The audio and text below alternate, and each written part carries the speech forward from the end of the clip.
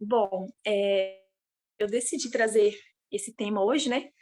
O duplo papel profético de Hillary Clinton, porque eu achei muito interessante esse estudo, né? Ao longo dos últimos anos, a gente tem estudado bastante, né, os acontecimentos de 2016, né? Como que foi um ano tão importante, principalmente, né, pelas eleições, né? Lá nos Estados Unidos que aconteceu, né? Foi um evento assim que marcou mesmo, né? Um evento profético. E a gente também, né, nos últimos anos, a gente fez uso, né, das parábolas, a gente estudou a história de Pirro, né, bem profundamente, e através da aplicação dessa parábola, a gente compreendeu melhor, né, esses eventos, qual que era o lado certo, qual que era o lado errado, qual eram as mudanças que Deus estava querendo que a gente fizesse naquele momento, e tudo isso ajudou a gente a fazer nessa transição de uma maneira correta. É, a gente também compreendeu, né, o papel profético de Donald Trump, não só ele como pessoa, né, mas todas as pessoas que pensam como ele, né, o Partido Republicano em si. E tudo isso ajudou a gente a fazer essa transição, né, da direita para a esquerda. E agora, né, nos últimos meses, agora em 2022, a gente está tendo o privilégio de acompanhar, né, os estudos de Vespers, e a gente tem tido a oportunidade de aprender que a direita, ela é muito mais vasta do que a gente imaginava, né? A gente, naquele contexto, a gente aprendeu sobre a direita como um, um movimento, né, mais religioso, cristão. O nosso entendimento estava muito focado naquilo. Foi muito importante a gente ter falado sobre aquilo, nos aprofundado, mas Deus estava querendo levar a gente para algo ainda mais complexo. E a gente teve que dar um passo além. E o Vespers veio trazendo muita luz para a gente em relação a isso. A gente, esse leque, né, da direita se abriu para nós. A gente pôde conhecer um pouco mais, né, sobre os libertários, sobre o que pensam os ateus, sobre também os ativistas dos direitos dos homens. Tudo isso nos está ajudando a gente a construir a nossa mensagem profética. Está ajudando a gente montar, né, na verdade, esse quebra-cabeça profético de como que o decreto dominical ele vai se parecer. Também, né, a gente está aprendendo, né, depois de fazer essa transição para a esquerda, que é necessário, né, a gente estar fazendo esse peneiramento das informações, que não é porque uma fonte é de esquerda que tudo que está ali serve para nós como movimento.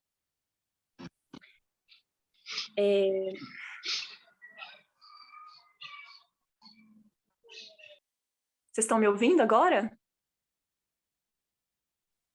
Sim, agora estamos ouvindo. Beleza. A última Então, coisa é quando você começou a falar sobre o que a gente conheceu da direita, mais aprofundadamente sobre a direita. beleza. Então, a gente passou para o lado da esquerda. Porém, a gente tem aprendido que é necessário a gente fazer, né, esse peneiramento das fontes da esquerda, que não é tudo que a esquerda prega ou publica que serve para nós como movimento, né?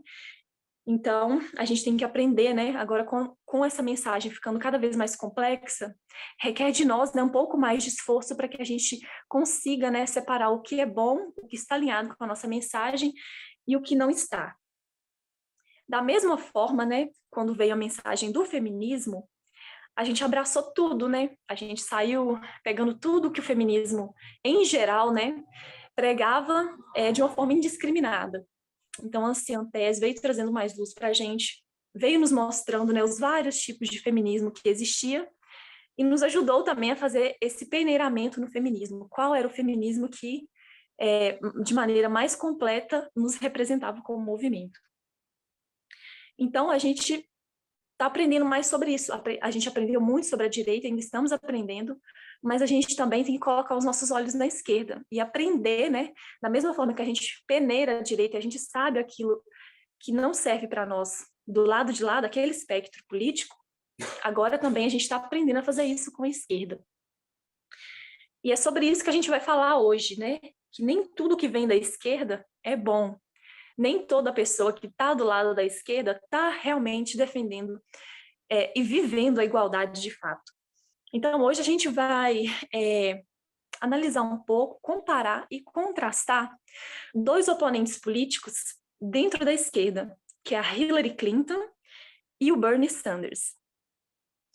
Quando a gente pega, né, depois de todo esse conhecimento que a gente tem, quando a gente pega Hillary Clinton, compara e contrasta com Donald Trump, fica bem assim explícito, né?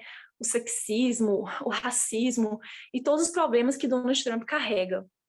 Mas muitas vezes, quando se trata da esquerda, a gente fica um pouco mais relaxado e a gente deixa passar certos erros que a esquerda também carrega.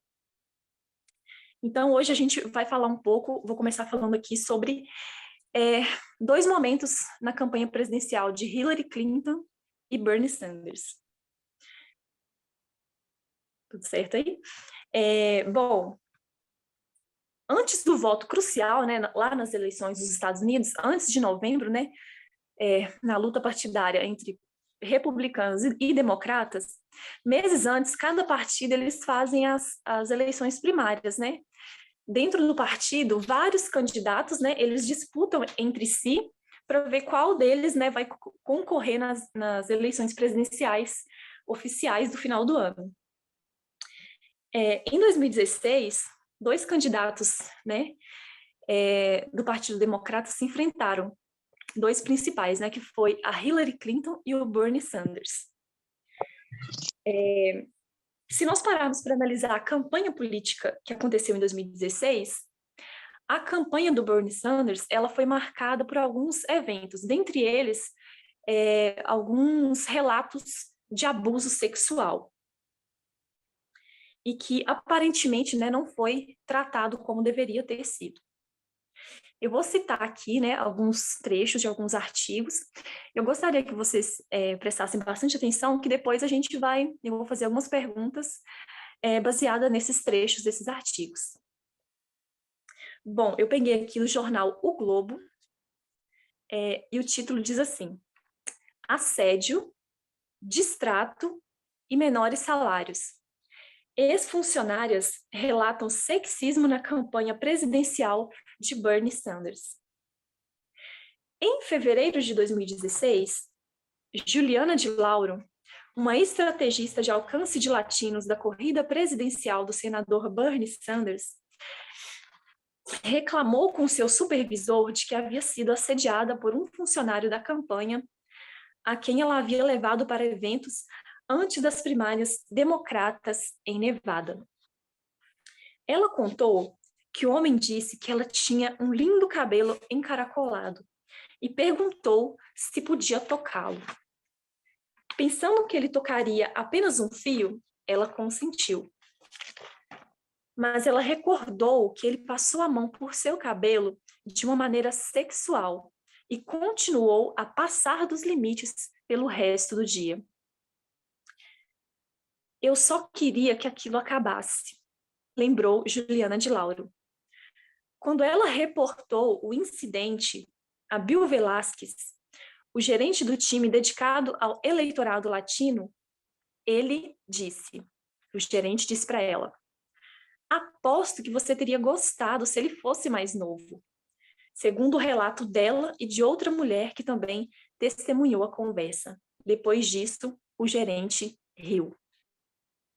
Então, a gente vê aqui que dentro da campanha do Bernie Sanders, houve, né, alguns relatos de abuso sexual. Dentre esse foi esse da Juliana de Lauro, né? Um companheiro de trabalho dela começou a assediar ela. Então, ela decidiu, né, reportar ao gerente dela, né, chamado Bill Velasquez, e ao ela ir, né, relatar esse abuso, ele simplesmente menosprezou, dizendo que ela teria gostado se esse homem fosse mais jovem, e apenas riu. Então, ele não tomou nenhuma atitude, né, que deveria ser tomada de disciplinar, repreender, ou muito menos, né, demitir aquele colega de trabalho que assediou ela. Agora, eu vou citar da CNN uma entrevista que ela fez com Bernie Sanders a respeito de alguns assuntos, inclusive sobre esse tema do abuso sexual.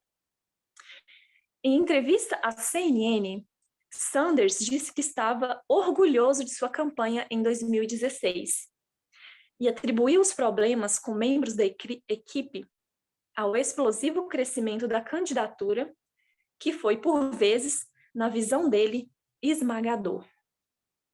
Ele diz: não vou sentar aqui e dizer a você que fizemos tudo certo, em termos de recursos humanos. Eu certamente peço desculpas a qualquer mulher que tenha sentido que não foi tratada de maneira apropriada. É claro que, se eu concorrer, faremos melhor da próxima vez, ressaltou o senador. Questionado se sabia das informações do STF, ele ressaltou que, abre aspas, esteve um pouco ocupado atravessando o país para defender a sua plataforma. Então, ao ser questionado, né, sobre esses relatos de abuso sexual dentro de sua campanha, ele primeiro fala, né, que se ele concorrer de uma próxima vez, ele vai fazer melhor da próxima vez. Ele confessa que nem tudo foi perfeito na sua campanha. E ao ser questionado se ele estava sabendo disso, ele afirma que ele estava muito ocupado, né, atravessando o país durante sua campanha. Então ele dá uma desculpa, ele não, né, assume a sua responsabilidade como, né, líder daquela campanha eleitoral. Lendo aqui de outros artigos. Algumas mulheres apontaram que a campanha de 2016 foi desorganizada e descentralizada, o que tornou difícil saber a quem recorrer no caso de distrato. Ou seja, a campanha de Bernie Sanders estava organizada de uma maneira que tornava difícil para as pessoas que sofriam maus tratos, ou no caso das mulheres que estavam sofrendo abusos, dela buscarem ajuda, né, com os seus superiores. Então, a campanha estava desorganizada e descentralizada. Não havia uma maneira fácil de você estar reportando o abuso ou distrato que você sofresse. Abre aspas, um outro relato. Eu sofri assédio sexual durante a campanha e não havia ninguém que ajudasse ou pudesse ajudar, ressaltou Samantha Davis, ex-diretora de operações no Texas e em Nova York, que também trabalhou na equipe presidencial da campanha. Ela disse que seu supervisor a isolou no trabalho, depois dela recusar um convite para ir ao quarto de hotel dele. Então, não é só um caso isolado, vários outros casos foram surgindo, né, onde esses supervisores, gerentes, eles não levam a sério as questões de abuso sexual dentro dessa campanha. Em entrevistas, as mulheres relataram acomodações improvisadas na estrada, onde eram solicitadas a dormir ao lado de colegas homens que nem conheciam. Então, a campanha estava muito desorganizada e essas mulheres estavam passando por grandes constrangimentos. As mulheres que tiveram acesso aos registros salariais ficaram surpresas ao ver que algumas funcionárias do sexo feminino ganharam milhares de dólares a menos que funcionários do sexo masculino pelas mesmas funções. Então, além desses relatos de abuso sexual, outro problema, né, em relação a gênero, na campanha de Bernie Sanders, era a questão da disparidade salarial. A gente não está falando aqui de homens e mulheres ganhando valores distintos por ocupar funções distintas. Essas mulheres, elas descobriram que estavam ganhando milhares de dólares a menos do que homens que ocupavam as mesmas funções. Então, isso é uma grande contradição, né, para um líder que afirma defender o direito das mulheres, né, que afirma defender a igualdade. Voltando agora para o caso da Juliana de Lauro. Algumas pessoas, né, partidários que defendiam Bernie Sanders, defensores, eleitores de Bernie Sanders, começaram a chamá-la de mentirosa. Abre aspas. Ao mesmo tempo, me senti profundamente decepcionada com os comentários que recebi de alguns membros da esquerda. Tanto eu, como outras mulheres que falaram sobre nossas experiências na campanha de Sanders, recebemos mensagens de apoiadores de Sanders nos acusando de mentir e querer atacar propositalmente o senador. Disseram-me para aproveitar meus 15 minutos de fama e foram zoando enquanto o assédio que sofri foi normalizado. Então, né, ela está relatando aqui que em vez, né, a gente já sabe que uma pessoa que sofre um abuso sexual é um trauma, é uma experiência muito ruim, muito negativa. Já é um fardo. E ela teve coragem, né, de vir publicamente, se expor e trazer à tona o que estava acontecendo dentro daquela campanha. Mas em vez das pessoas, né, que defendem um partido que afirma defender igualdade, que afirma defender o direito das mulheres, não vou generalizar, mas é uma grande parte, né, desses partidários de esquerda que defendem Bernie Sanders, começaram a atacá-la, chamando ela de mentirosa e dizer que ela estava, né, querendo arruinar a campanha de Bernie Sanders, que ela estava fazendo aquilo de propósito só para ganhar fama. Ela continua dizendo: acusações de má conduta sexual durante uma campanha política não devem ser armadas para servir a uma agenda política. Tampouco devem ser ignoradas para proteger um candidato amado. Fazendo isso, apenas aumenta o ciclo de vergonha e punição que tornam o sexismo tão difícil de ser enfrentado. Achei muito interessante essa fala dela, porque ela diz aqui, né, que essa questão dela, ela trazer isso à tona, isso não deve ser ignorado para proteger um candidato amado, o candidato da sua preferência. Nós, né, nós temos que ser pessoas, né, imparciais, nós temos que ter muito cuidado em relação a isso, porque muitas vezes a gente escolhe, né, um candidato que está de acordo com o que a gente pensa estar correto, mas muitas vezes, mesmo tendo incidentes e coisas negativas sobre esse candidato, como o termo se usa aí na internet, né, a gente passa pano, a gente faz vista grossa diante desses acontecimentos. E ela falou que isso é muito importante, a gente não deve fazer vista grossa, né, ou querer ignorar, né, esses casos para proteger um candidato querido. A gente tem que trazer todos esses erros à tona, né, à luz para serem debatidos. Ela continua dizendo: o sexismo persistirá se as mulheres forem desencorajadas de falar abertamente sobre nossas experiências. Espero sinceramente que nem o medo da exploração política, nem os ataques pessoais desencorajem outras mulheres de falarem sobre o sexismo ou de qualquer abuso que elas tenham sofrido. Então, a Juliana de Lauro foi uma pessoa muito corajosa, né? Ela não teve medo de se expor, de vir, de contar a sua experiência. E mesmo diante de todos esses ataques de membros da esquerda, ela continuou firme e se posicionou dizendo que esperava que nenhum desses tipos de ataque desencorajassem outras mulheres de fazer o mesmo, né? De posicionar contra abuso sexual e contra o sexismo. Então, nós estamos vendo aí que tem muitos defensores de Bernie Sanders que estão, né, cometendo sexismo, né, de maneira aberta. E é sobre eles agora que eu queria falar. Tem um nome de um grupo conhecido como Bernie Bros, ou Parceiros de Bernie. Esse foi um termo cunhado em 2015 por Robinson Meyer, do The Atlantic, como um pejorativo, para descrever jovens apoiadores do candidato Bernie nas eleições de 2016. Esses apoiadores faziam ataques agressivos online contra repórteres e apoiadoras de Clinton. Então, esse repórter, ele começou, né, a perceber um padrão de comportamento dentro de alguns eleitores de Bernie Sanders, onde eles, né, quando eles viam que alguma pessoa atacasse a Bernie Sanders, eles usavam as redes sociais para estar vindo atacar essas pessoas também.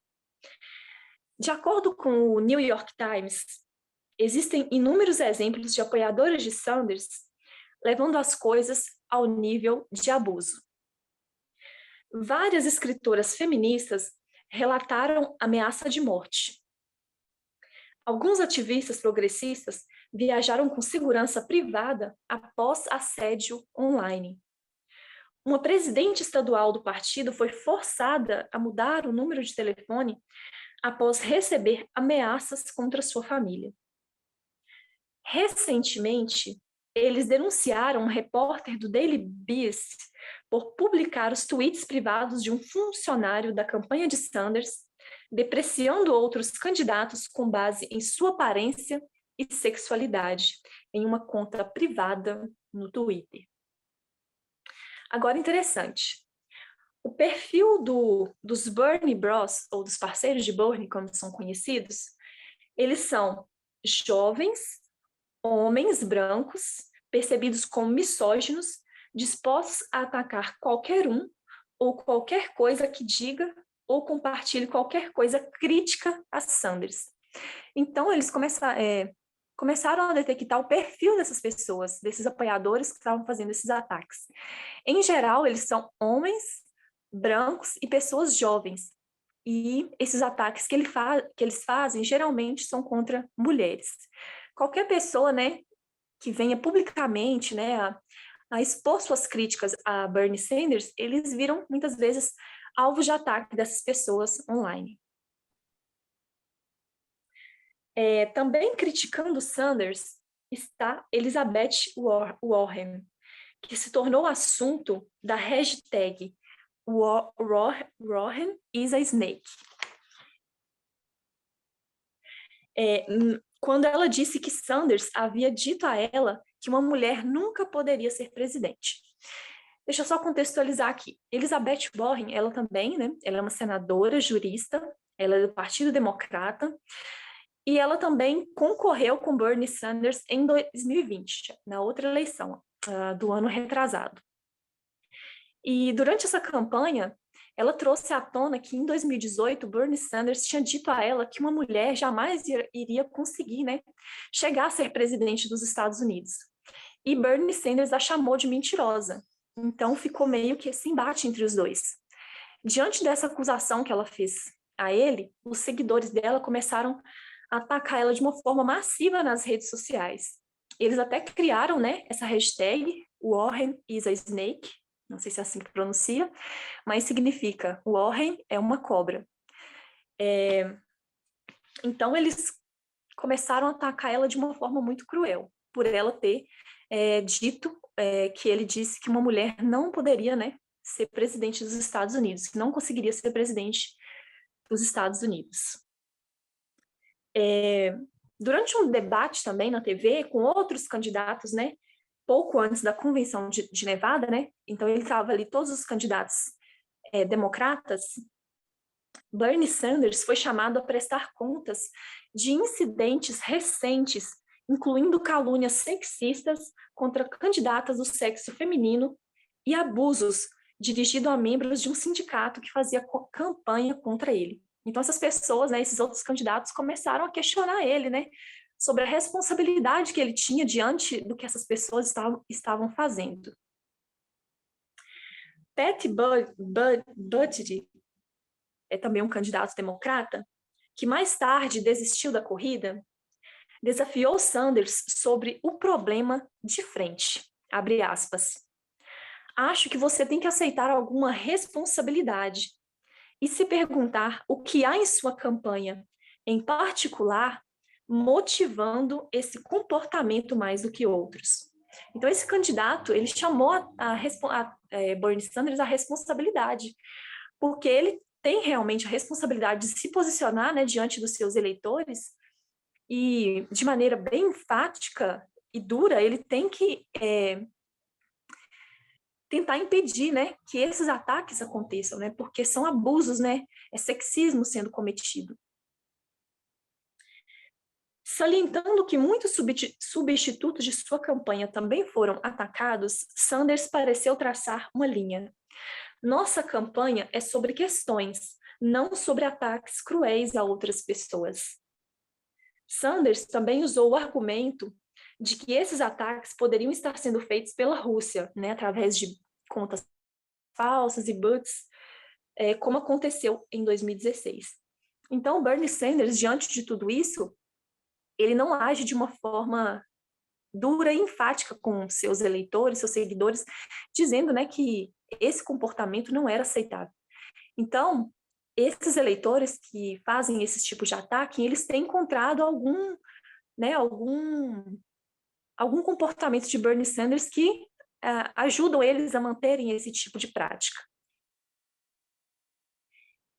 Mas, como Andrew Feinberg, que é um jornalista, relatou, muitos da esquerda que se viram vítimas de abusos de apoiadores consideram absolutamente que a campanha desempenhou um papel, seja simplesmente estabelecendo um tom de queixa contra o estabelecimento, recusando-se a tomar medidas contra culpados conhecidos, ou ainda, no caso de alguns funcionários, participando deles próprios.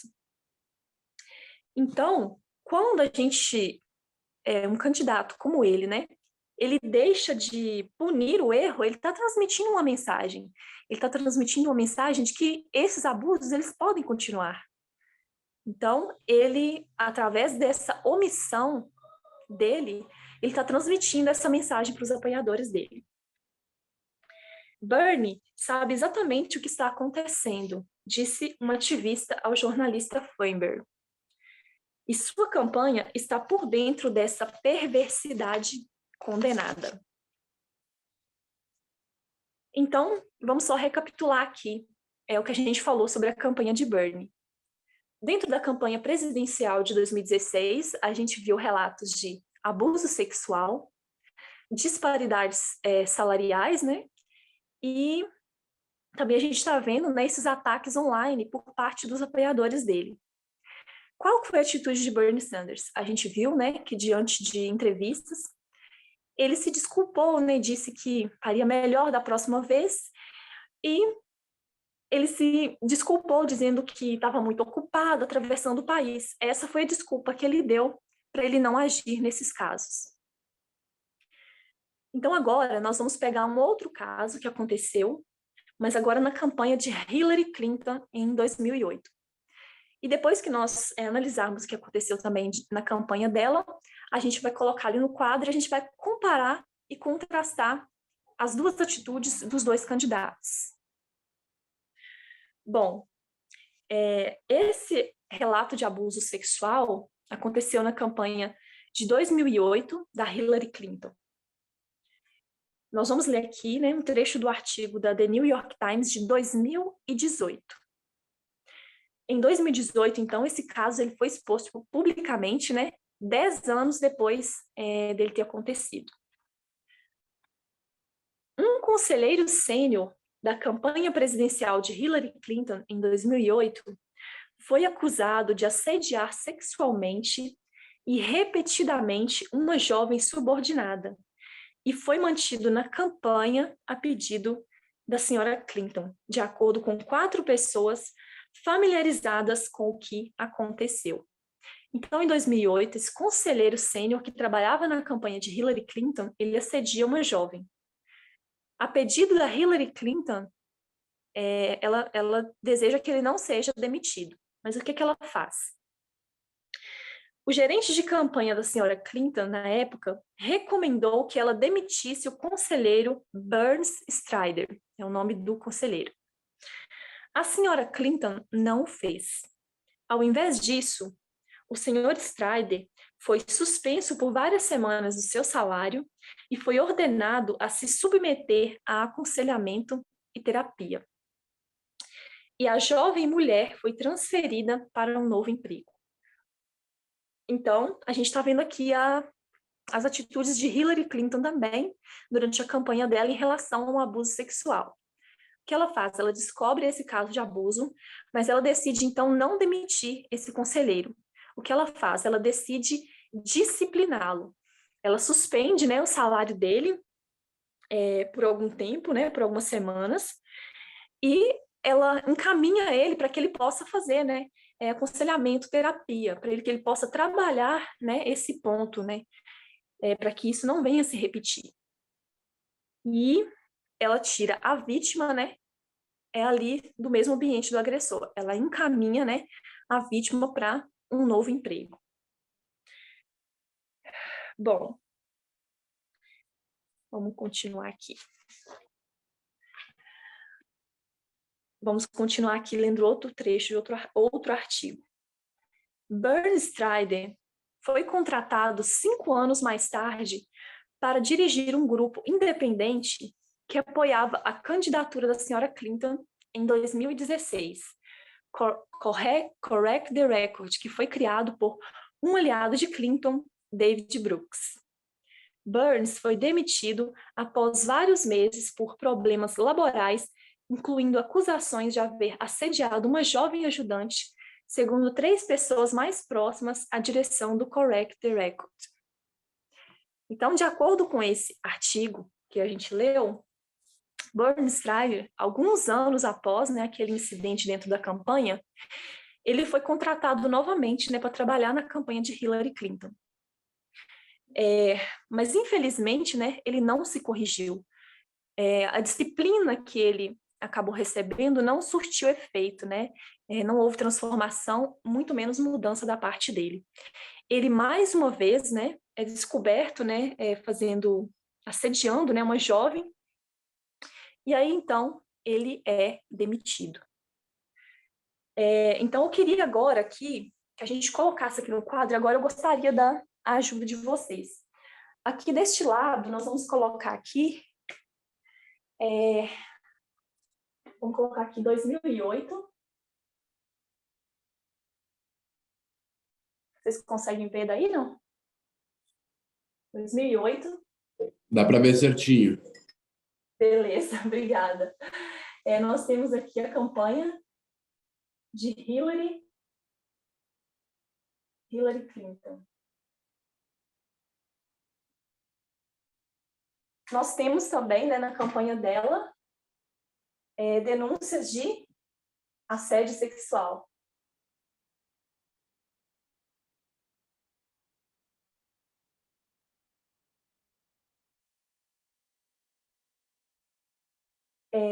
O nome do conselheiro, vamos colocar aqui,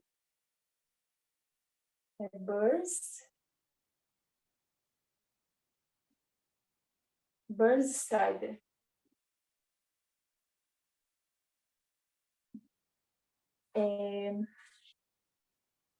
Fala aí para mim, gente, de acordo com o que a gente leu, qual que foi a atitude da Hillary Clinton em relação a esse assédio?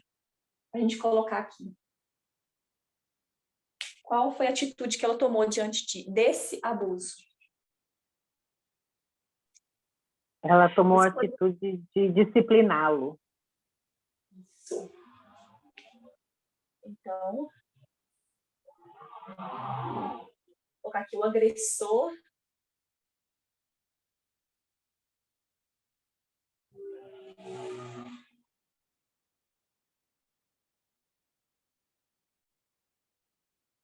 O agressor, ele é disciplinado, ele tem o seu salário suspenso, né?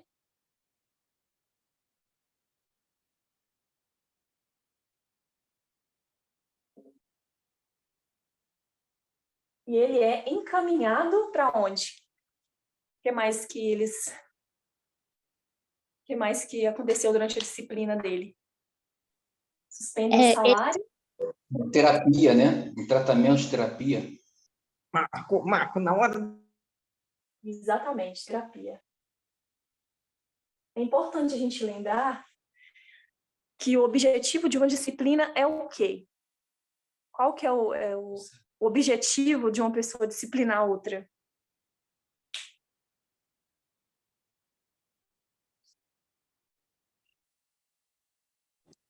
Chamar atenção para o erro que a pessoa possa se arrepender? Mudar a atitude? Exato. Então, todo objetivo de uma disciplina não é destruir uma pessoa, mas é fazer com que a pessoa ela enxergue seu erro, admita seu erro e mude, né? Seja transformada. Gi, Oi, pode falar. dá a oportunidade dessa pessoa se tratar, né? Antes que ela receba qualquer punição maior, dá a oportunidade dessa pessoa ter um tratamento e se tratar. Exato. Lendo aqui, né, na hora que eu li que a Hillary Clinton não quis, né, despedir ele, à primeira vista, né, a gente fica assim, mas ela deveria ter despedido ele. mas a gente sabe que as pessoas, elas precisam de chances, né? É claro que ela não passou a mão na cabeça dele, né? Não deixou passar em branco. Ela suspendeu o salário dele, mas também encaminhou ele para que ele possa conseguir, né, se transformar, mudar, né, se ele realmente quisesse. E qual que foi, o que eles fizeram com a jovem que foi abusada? O que fizeram com ela? Eles. A Hillary. Afastaram ela, né? Oi? Não ouvi.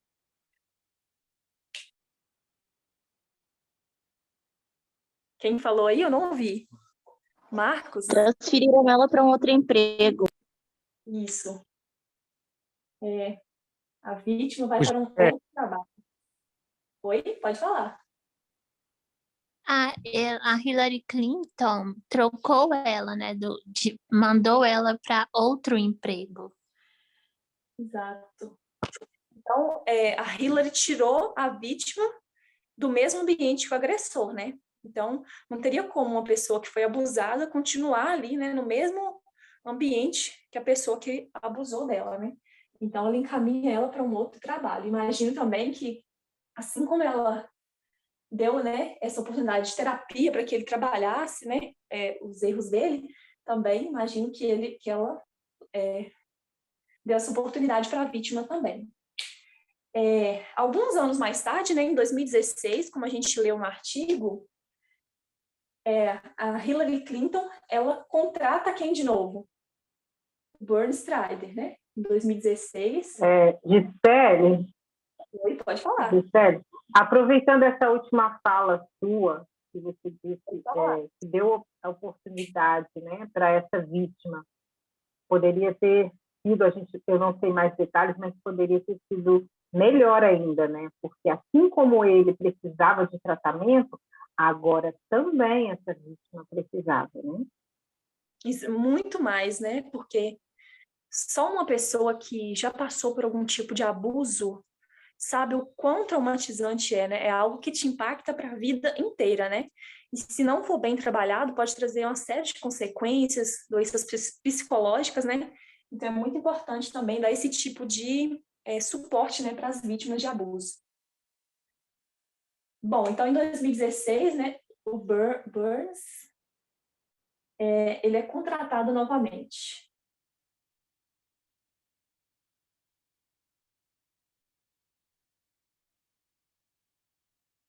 Então, a gente está vendo aqui que a Hillary Clinton, ela deu uma nova chance para ele, né? Se ele tiver feito um bom aproveito disso, dessa disciplina que ela deu a ele vai ter mudado. Mas a minha pergunta é, ele mudou? O Bernie Strider mudou? Não, permaneceu a mesma pessoa. Ele permaneceu a mesma pessoa, né? Ele reincidiu, né, em casos de abuso.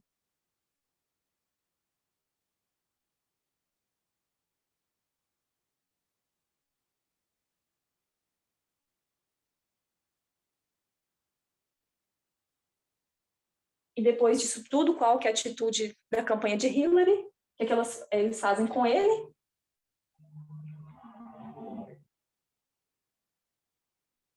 O que é que eles fazem com o Burns depois de tudo isso? Depois de ele ter reincidido nesse caso de abuso? Ele Aí sim ele é removido da campanha. Exatamente. Aí ele é demitido. Então, aqui está a atitude, né, da campanha de Hillary Clinton diante de um assédio sexual. Agora, vamos completar aqui para a gente conseguir fazer a nossa comparação e contraste. Nós temos, então, agora a campanha de 2016 do Bernie.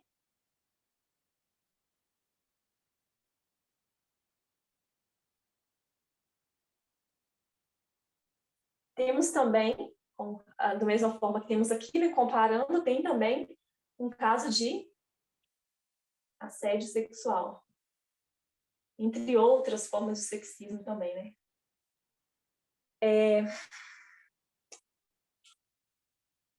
E qual é a atitude de Bernie Sanders a esse assédio que estava acontecendo dentro da campanha dele? Qual que é a atitude dele em relação a isso?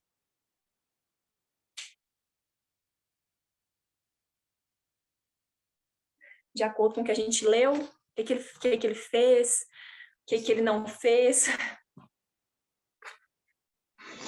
Ele fez exatamente o oposto que a Hillary Clinton fez, né? Ou seja, ele não fez nada, ele ficou na posição de um verdadeiro sexista, ignorando os fatos, não quis se envolver, você acabou de falar, você disse ainda agora que a resposta dele foi que ele estava muito envolvido na campanha, com o trabalho.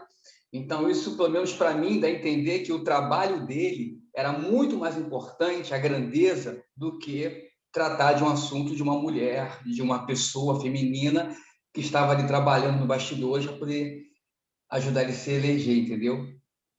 Exatamente. Então, ele não fez nada e ainda fez o quê? Deu desculpas, né? Gisele, Oi, pode falar. eu estava pensando, quando a gente fala que ele teve, como você disse, a palavra eu esqueci, uma recaída, não? Ele reincidiu. Ele reincidiu, exatamente, obrigado. Soa como se ele estivesse fazendo a mesma coisa, né? E talvez na prática foi o mesmo, mas ao mesmo tempo é pior, né? Porque dá para ver que a pessoa realmente é aquilo, né? Ela voltou a fazer porque representa o que ela é, né? Ou seja, insistiu nessa postura, né? E, ou seja, não tem como desculpar, né, a primeira incidente como sei lá, um deslize, como daria para pensar que talvez foi, não é bem como ele é na verdade, mas demonstra que mesmo recebendo uma advertência, né, grave, tendo recebido chance, que ele volta a fazer aquilo. Exatamente. Então, aqui, após, né, dar essa chance para ele e ele reincidir, a tolerância é zero, né? Não tem como dar chance mais para uma pessoa que já revelou, né, o seu caráter e já revelou também que não quer mudar, né? Porque oportunidade, né, ele teve. Então, aqui, né, voltando aqui para o de Bernie Sanders, também teve o assédio, ele não faz nada, ele dá desculpas, dizendo que estava muito ocupado com sua campanha, que talvez de uma próxima vez faria melhor, e foi isso aí que ele fez. Ele não tomou nenhuma atitude concreta, né, para dar suporte às vítimas e para disciplinar o agressor, que é o mais importante, né? E como eu havia dito quando eu estava lendo o artigo, quando você não faz nada, você também está transmitindo uma mensagem. E agora, diante disso que aconteceu, a Juliana de Lauro veio, ela colocou, né, na mídia tudo que estava acontecendo na campanha, ela e outras mulheres, e qual que foi a atitude das pessoas que apoiavam Bernie Sanders? Qual que foi a atitude dessas pessoas de esquerda? Lembrando que são pessoas de esquerda. Foi difamar essas mulheres? Falar contra, enfim, falar que estavam... Atacar de alguma maneira essas mulheres.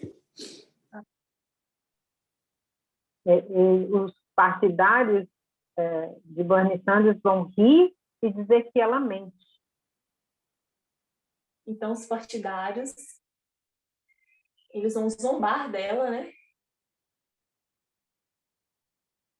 Fazem piadas. Imagina o que é, né? Para uma mulher que sofreu abuso, criou coragem de vir publicamente, né? E ainda passar por esse tipo de situação. Eles zombam, fazem piadas, eles dizem que é mais. Eles dizem que ela está fazendo isso de propósito para atacar a campanha de Bernie, né? Eles falam que elas acusam de mentir, né?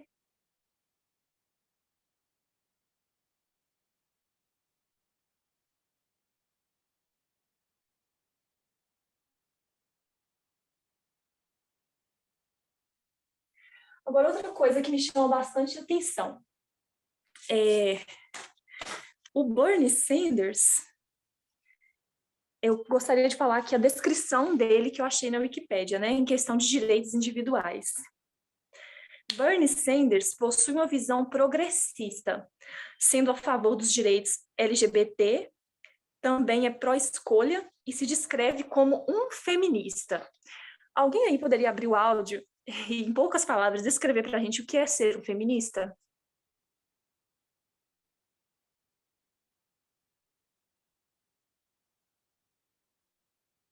Deixa eu ver aqui na lista, quem está aqui. É...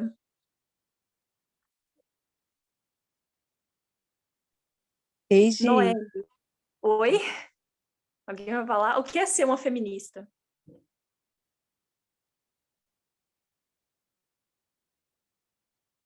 Atende lá. O que é ser uma feminista?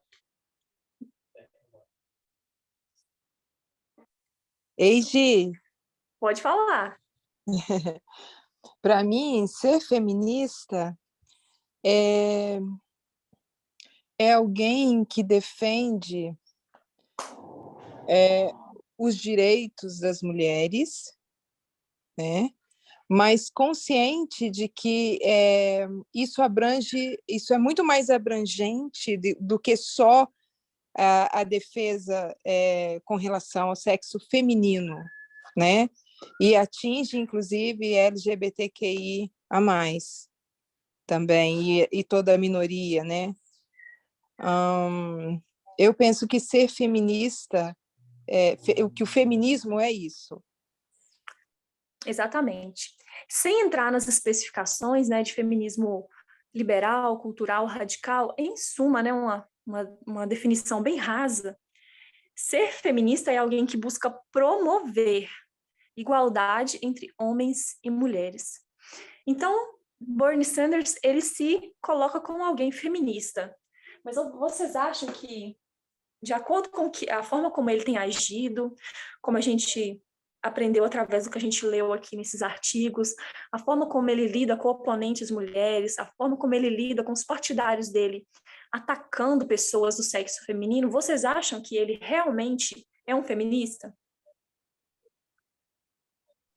Não. De maneira nenhuma, né? Então, o que a gente tem aqui? Ele afirma apoiar o direito das mulheres.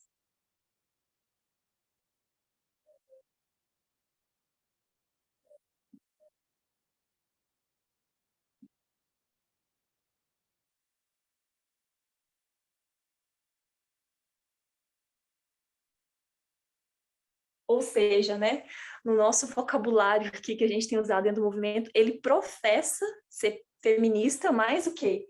A prática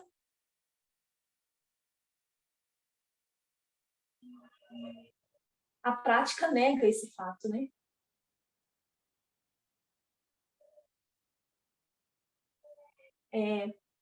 Só coloquei aqui no quadro para ficar ainda mais fácil para a gente.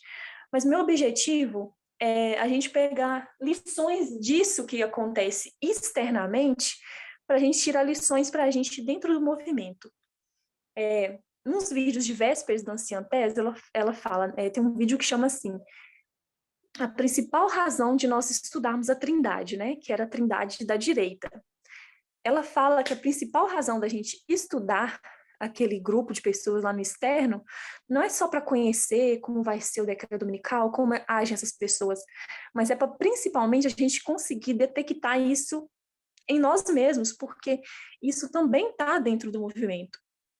E em relação também aos problemas que tem dentro da esquerda, porque ambos afirmam promover igualdade, ser feminista, defender os LGBT, mas na prática nem todos estão fazendo isso de verdade.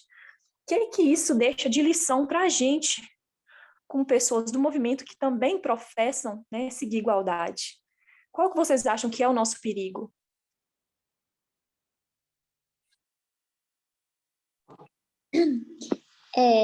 Gi, eu acho que a gente corre um perigo de acabar, né, professando algo, mas que na nossa prática não está condizendo com o que a gente professa.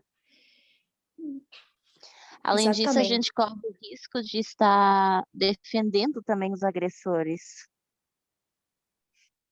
E quando o Bernie ele decide não fazer nada, ele está agindo como um grupo que a gente tem falado bastante. Que grupo é esse? Alguém sabe definir para mim? quando você deixa de punir o erro, você está agindo com um certo grupo na sociedade que o movimento está dando bastante ênfase. Libertários. Libertários. Como, aproveitar que a Gabi falou, como que os libertários eles enxergam essa questão da disciplina, da punição? Como que o libertário vê isso? Eles são contra, eles são a favor? Depende, eles são contra, a menos que essa pessoa ofenda ou cometa algo bem grave com outra pessoa. Mas eu sou mais a favor de dar várias chances, de não punir de uma certa forma. De dar mais liberdade, né, para a pessoa ser o que ela Isso. quiser expressar, né? Uhum. Então é muito perigoso isso, porque, mais uma vez, como eu disse, né, ao não fazer nada, a gente está transmitindo uma mensagem. O nosso teste é o sexismo, né? Sábado após sábado, alguém traz algum tema, mais uma camada é trazida à tona e a gente vai entendendo ainda mais sobre o sexismo. E à medida que Deus vai dando para a gente essa luz, Ele quer que a gente haja também de acordo com essa luz que a gente tem recebido. O sexismo é o pecado mais antigo, a mais profunda forma de discriminação que existe na sociedade. E oportunidades para a gente agir nesse particular não faltam. Então, assim, no nosso... Oi, pode falar. Quando fala dos libertários, é bom a gente lembrar que, para eles, a punição é devida quando há agressão. Ou Quando há seja, dano físico, né? exatamente, você tem toda a liberdade para falar o que quiser, de quem quiser e como quiser, e só vai haver pensamento em relação a punir quando houver agressão física.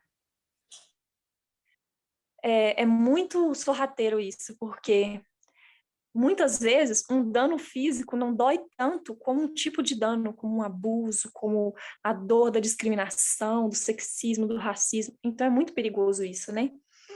Mas, como eu estava dizendo, não falta oportunidades para a gente agir. Não adianta nada a gente se intitular feminista, sou feminista radical, mas a vida da gente não acompanha essas mudanças. A vida da gente não fazer sentido para outras pessoas que estão precisando. Ao nosso redor, dentro do nosso lar, muitas vezes acontecem coisas que a gente precisa, né? Um tá alertando o outro, esposo tá alertando esposa, amigo tá alertando amiga, porque ele é tão arraigado em nós que a gente ainda tem muito sexismo para enxergar e para transformar. Na nossa família, muitas vezes casos de violência tá aí do nosso redor e parece que a gente está anestesiado, a gente não faz nada. E a nossa omissão, ela está transmitindo uma mensagem, está transmitindo para o agressor que tudo bem, que continue, que não vai ter nenhum problema. Então, uma das lições que a omissão de Bernie Sanders me ensinou ao eu ver esse estudo e preparar ele, que eu estou correndo o mesmo risco. Então, se a gente fizer essa profissão, eu sou feminista radical, mas se essa transformação e se eu não tiver essa coragem, nada vai valer. Alguém consegue tirar mais alguma lição que a gente pode tirar aqui, tanto da ação de Hillary Clinton quanto de Bernie Sanders, para a gente concluir? Gi, eu gostaria de falar rapidinho que eu acho interessante que quando a gente olha para essa história, apesar de a gente ver um contraste, né, uma comparação muito clara, ainda assim nós devemos ser críticas e críticos à postura de Hillary Clinton. Até várias fontes de informação na época, até hoje, elas são muito críticas, porque parece até foi assinado em documentos para que não fosse falado sobre isso.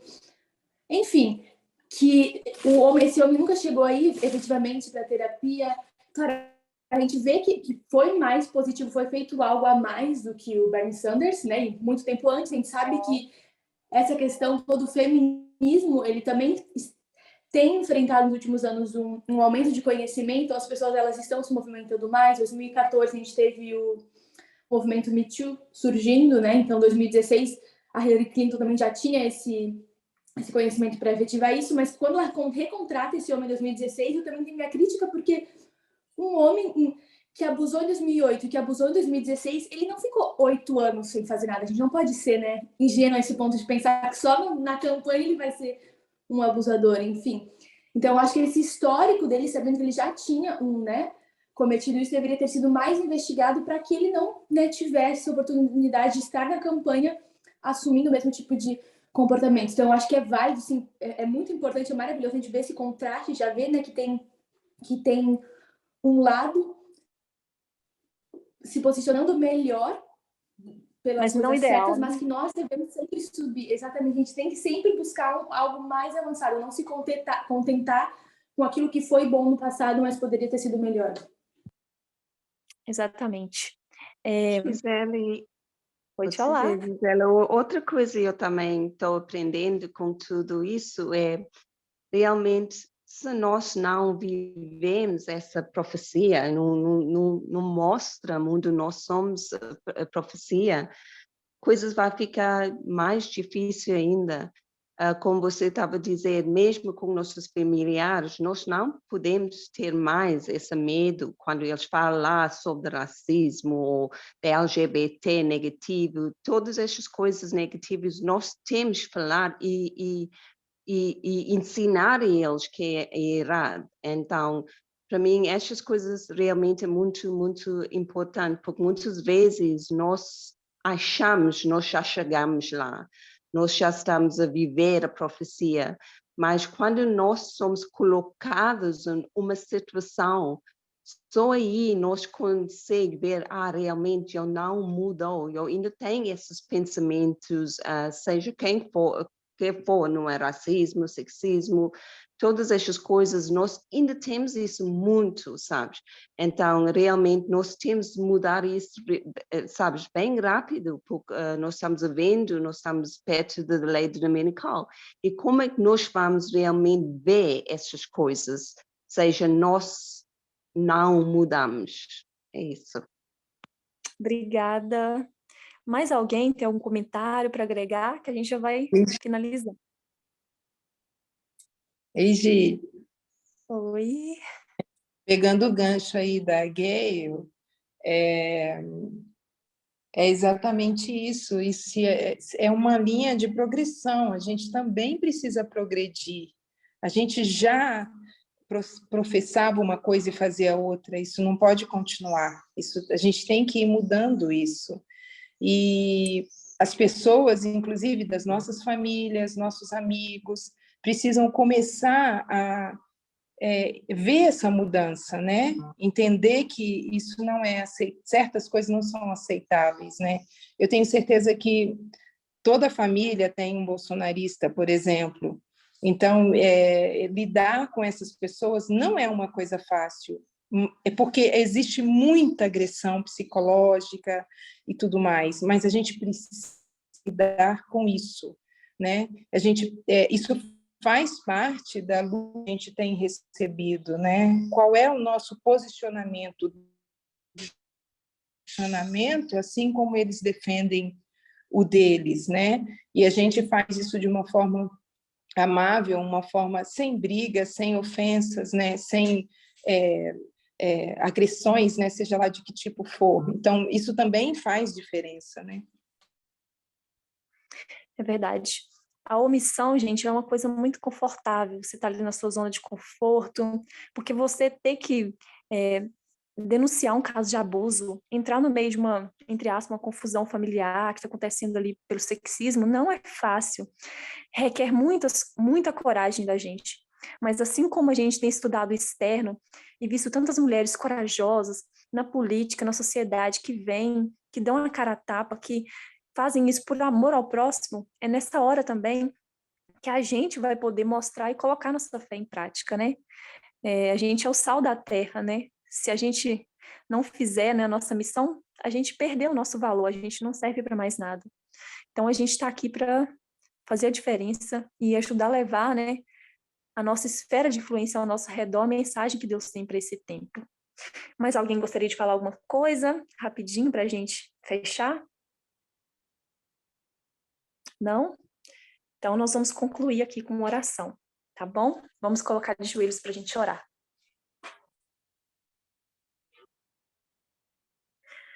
Querido e maravilhoso Deus, obrigado pela oportunidade de aprender a cada sábado, de agregar novos conhecimentos, de entender o mundo lá fora e também a nós mesmos, Pai, e também o que acontece dentro do movimento. Senhor, a gente quer pedir ao Senhor que nos dê coragem, que nos dê a força necessária para não sermos omissos diante das situações que requerem as nossas atitudes. Esteja com cada um aqui, com cada um que vai ver esse vídeo, para que a gente possa refletir sobre as nossas atitudes diante do sexismo, sobre as mínimas atitudes, seja no vestir, seja no agir com outras mulheres, com outros homens. Enfim, Senhor, oportunidades não têm nos faltado, que a gente possa fazer jus a toda essa luz e essa bênção que o Senhor tem nos comunicado. Abençoa o restante do nosso sábado, que possa ser um dia deleitoso, um dia bem aproveitado para crescer na graça e no conhecimento. Obrigada por tudo, em nome de Jesus. Amém.